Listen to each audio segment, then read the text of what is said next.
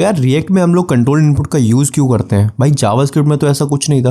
पहले control input होता क्या है? देखो रिएक्ट में तुमने एक स्टेट बनाई है और उस स्टेट को एक इनपुट में वैसा वैल्यू प्रॉप दे रखा है और जब भी वो इनपुट चेंज होता है तुम उसकी स्टेट को अपडेट कर देते हो।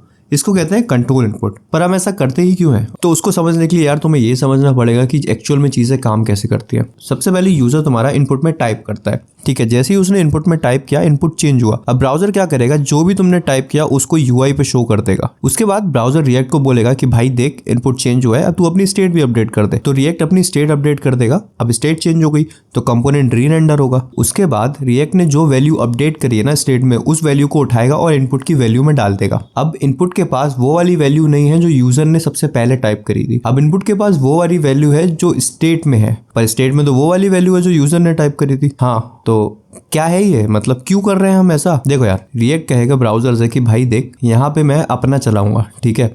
तो रिएक्ट क्या करेगा, जो भी उसने स्टेट में वैल्यू पुट करी उसको फोर्सफुली इनपुट में जाके डाल देगा। अब उससे हमें क्या फायदा होगा? उससे हमें ये फायदा होगा कि पहले जो कंट्रोल था इनपुट का वो ब्राउजर के हाथ में था। अगर तुम्हें वैल्यू रीड करनी पड़ती तो तुम करते document.query_selector input और डॉट वैल्यू और उसके बाद उसकी वैल्यू रीड करते। सेम चीज अगर तुम्हें उसकी वैल्यू अपडेट करनी पड़ती तो भी तुम document.query_selector करते।